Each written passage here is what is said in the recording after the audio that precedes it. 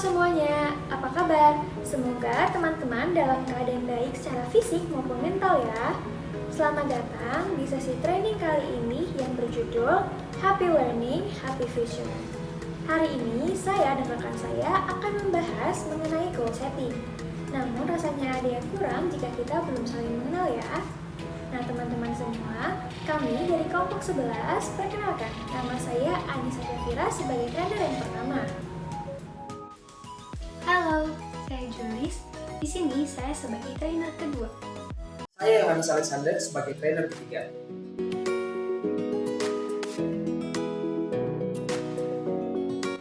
Kami bertiga yang akan menjadi pembicara pada pembelajaran kali ini. Sebelumnya, kita punya jargon loh. Kalau saya mengatakan kunci kesuksesan, kemudian teman-teman dapat menjawab dari diri sendiri. Bagaimana? Mudah kan? Sekali lagi ya teman-teman. Kunci kesuksesan. Baik, sebelum memasuki pembelajaran kali ini, ada beberapa hal yang harus teman-teman persiapkan. Akan disampaikan oleh rekan saya. Terusnya, teman-teman diminta untuk menyiapkan buku dan alat tulis untuk mencatat materi yang akan disampaikan. Lalu teman-teman juga dapat menyiapkan air minum atau cemilan. Atur posisi duduk senyaman mungkin, dan sesekali renggangkan tubuh teman-teman. Teman-teman diharapkan untuk menonton video materi ini dari awal sampai akhir ya, dan jangan skip videonya. Baik, gimana nih? Apakah kalian sudah siap untuk mendengarkan dan mencatat materi hari ini? Kami akan beri waktu 10 detik untuk mempersiapkan diri ya.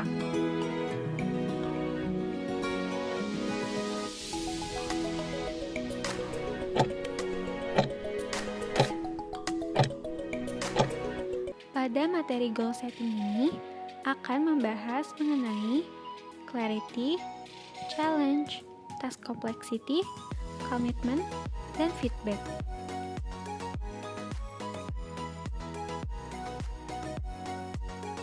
Sebelumnya, apa sih goal setting itu?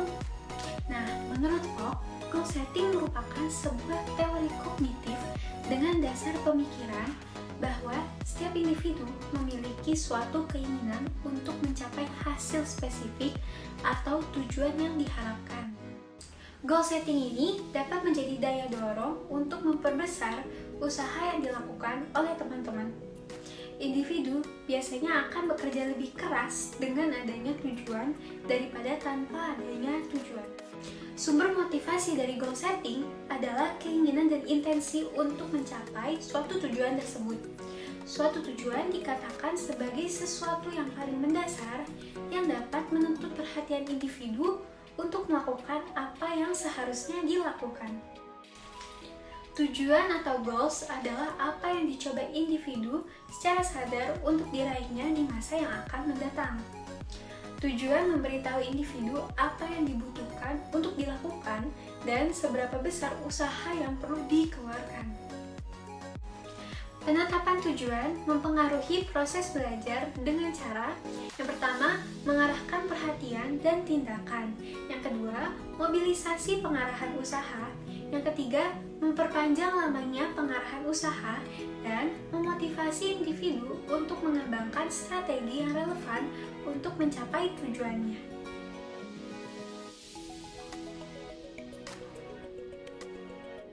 Pada clarity ini, tujuan yang disampaikan harus spesifik, sehingga mengarahkan pada hasil yang lebih tinggi daripada tujuan yang masih bersifat umum. Tujuan yang spesifik adalah tujuan yang harus ditentukan dengan batasan yang jelas dan tepat, sehingga tidak menimbulkan multitafsir agar harapan dan tujuan dapat tercapai. Tujuan yang spesifik juga membawa pada kinerja yang lebih tinggi daripada tujuan yang umum. Locke dan rekan-rekannya telah melakukan beberapa penelitian mengenai goal setting, dan mereka menyimpulkan bahwa kurang lebih dari 90% penelitian yang dilakukan menyatakan bahwa tujuan yang spesifik, menantang, dan sulit membawa pada kinerja yang lebih baik daripada tujuan yang sedang, mudah, dan tanpa tujuan. Tujuan merupakan suatu yang mendasar yang menuntun perhatian dan tindakan individu. Apabila dalam suatu belajar tidak ada motivasi, maka akan membuahkan motivasi dan hasil belajar yang rendah. Individu akan belajar lebih keras dengan adanya tujuan daripada tanpa adanya tujuan. Tujuan yang sukar dan spesifik lebih meningkatkan kinerja individu dibandingkan dengan tidak ada tujuan atau ada tujuan tetapi masih samar-samar. Sekarang kita masuk ke review materi clarity. Sebuah tujuan harus spesifik sehingga mengarahkan pada hasil yang lebih tinggi, jelas, dan tepat, agar harapan dan tujuan dapat tercapai. Individu akan belajar lebih keras dengan adanya tujuan daripada tanpa tujuan.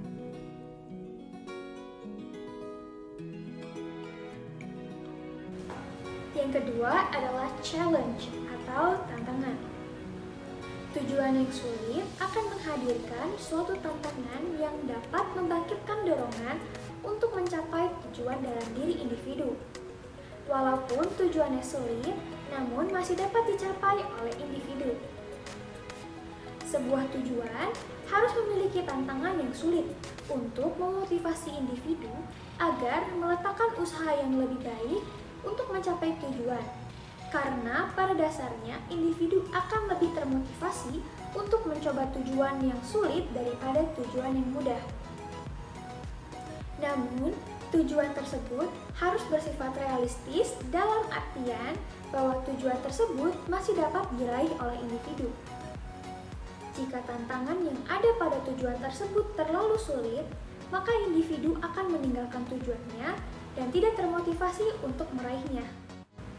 Pada saat individu sudah mempunyai tujuan, maka individu akan mengetahui rintangan atau kendala dan strategi yang efisien untuk mencapai tujuan. Lalu, individu memiliki pengalaman yang tidak menyebabkan stres. Karena jika individu tidak memiliki pengalaman yang stres, maka individu akan memiliki sugesti yang positif untuk mencapai tujuan tersebut. Lalu, individu berusaha untuk mendapatkan beberapa tujuan yang menantang, strategi yang berbeda, dan melaksanakan tugas-tugas secara berkelanjutan atau terus-menerus untuk mencapai tujuannya. Goal setting merupakan penetapan tujuan dengan tujuan yang menantang akan lebih baik daripada tujuan yang tidak menantang, sehingga individu akan mengerahkan kemampuannya yang terbaik untuk mencapai tujuan tersebut. Penetapan tujuan juga berhubungan dengan mengetahui kendala atau rintangan apa saja dalam pencapaian tujuan tersebut. Jika kendala atau rintangan tersebut beresiko sedang, maka kemungkinan tercapainya akan lebih besar daripada kemungkinan gagalnya. Challenge atau tantangan ini diharapkan dapat menggambarkan pada mahasiswa mengenai seberapa besar tantangan yang dihadapinya sehingga mampu terbangkitkan motivasi belajarnya untuk menyelesaikan setiap tantangan yang ada. Sekarang kita sudah berada di review materi. Kita akan mereview kembali sedikit mengenai materi dari challenge atau tantangan. Jadi, sebuah tujuan harus memiliki tantangan yang sulit untuk memotivasi individu agar dapat mencapai tujuannya. Namun, tujuan tersebut harus bersifat realistis. Jika tantangan pada tujuan tersebut terlalu sulit, maka individu akan meninggalkan tujuannya dan tidak termotivasi untuk meraihnya. It's break time. Teman-teman diberikan waktu selama 4 menit untuk beristirahat. Teman-teman dapat merenggangkan badan, makan, minum, ataupun ke toilet.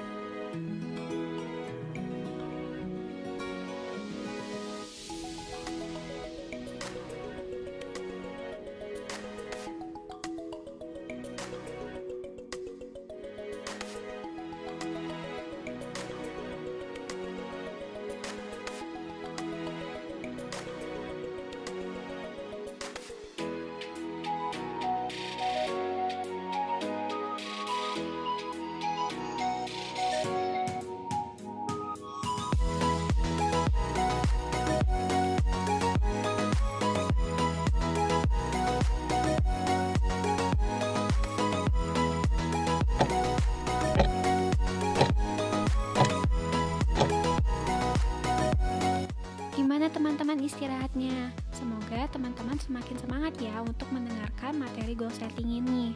Sebelum kembali ke materi, terdapat satu video yang harus teman-teman tonton. Selamat menonton!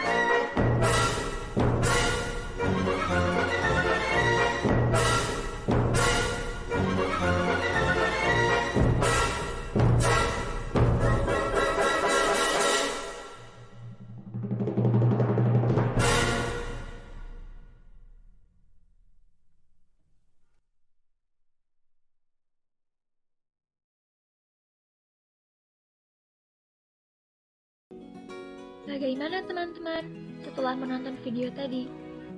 Semoga setelah menonton video tadi dapat memotivasi teman-teman untuk mencapai tujuan ya. Sekarang kita akan masuk ke pembahasan selanjutnya.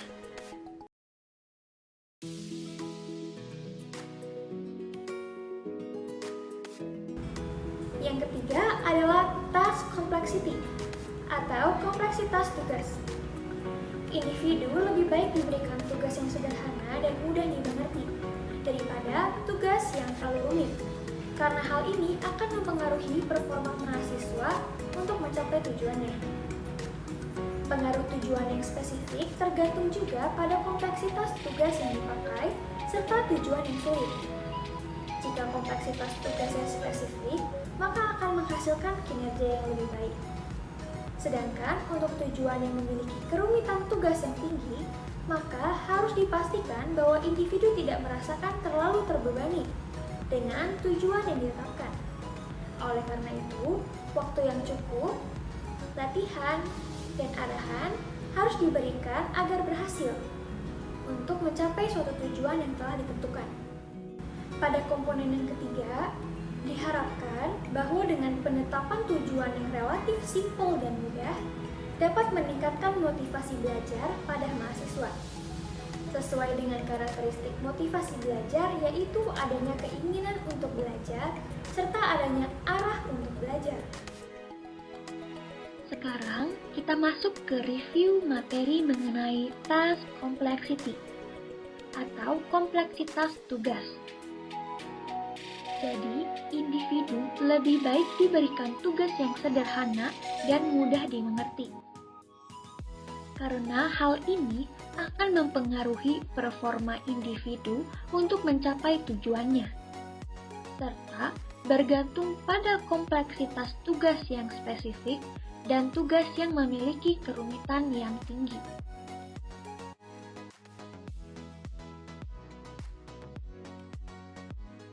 Seseorang akan menunjukkan komitmen ketika mereka merasa bahwa mereka merupakan bagian dari pencapaian suatu tujuan. Locke dan Latham berpendapat bahwa komitmen dapat menggambarkan seberapa kuat seseorang melekat pada tujuan yang dimilikinya, seberapa antusias mereka terhadap tujuannya, dan seberapa teguh mereka untuk mencapainya. Dalam hal ini terdapat dua jenis tujuan, yaitu komitmen penerima tujuan dan keterikatan tujuan. Keterikatan tujuan bisa merupakan tujuan yang telah ditetapkan secara partisipatif ataupun oleh dirinya sendiri. Kita bisa katakan assign goal, sedangkan penerimaan tujuan menyatakan bahwa seseorang telah setuju untuk mengikatkan dirinya dengan tujuan yang ditetapkan atau diusulkan oleh orang lain. Pada komponen keempat ini, ditekankan bahwa seseorang yang telah memiliki komitmen pada sesuatu akan mengikatkan diri dengan tujuan yang ditetapkan. Adanya komitmen ini mendorong seseorang untuk melakukan pekerjaan sampai tujuan tercapai. Dorongan ini merupakan bentuk motivasi belajar pada seseorang. Maka, dengan komitmen yang kuat pada tujuan yang ingin dicapai, seseorang memiliki motivasi belajar yang kuat sebagai pengiring komitmen yang telah terbentuk. Dengan memiliki komitmen, maka individu akan mengikatkan diri dengan tujuan yang telah ditetapkan. Komitmen ini akan mendorong individu untuk melakukan pekerjaan sampai tujuan tercapai.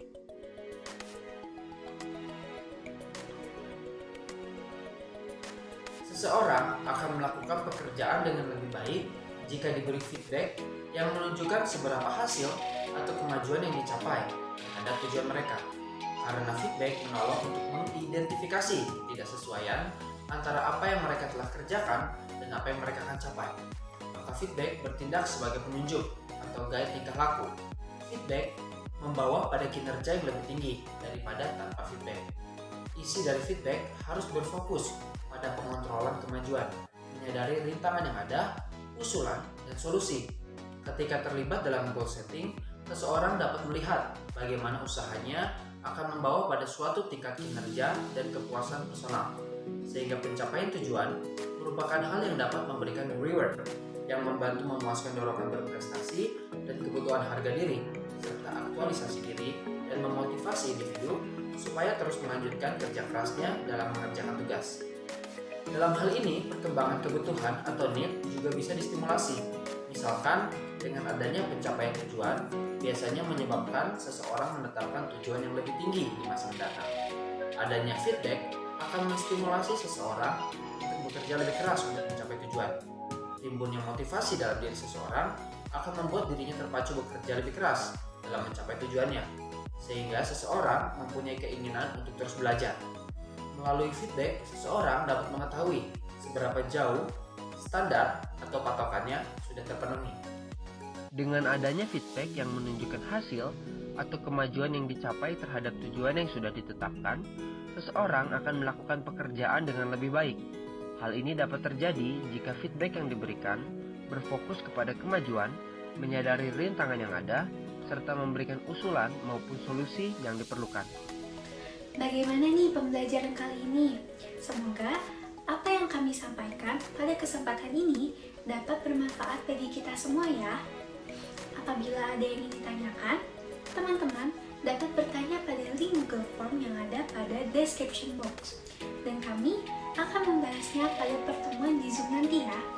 Teman-teman juga diwajibkan untuk menjawab pertanyaan yang ada pada link Google Form di description box. Semoga teman-teman sehat selalu ya. Terima kasih banyak teman-teman.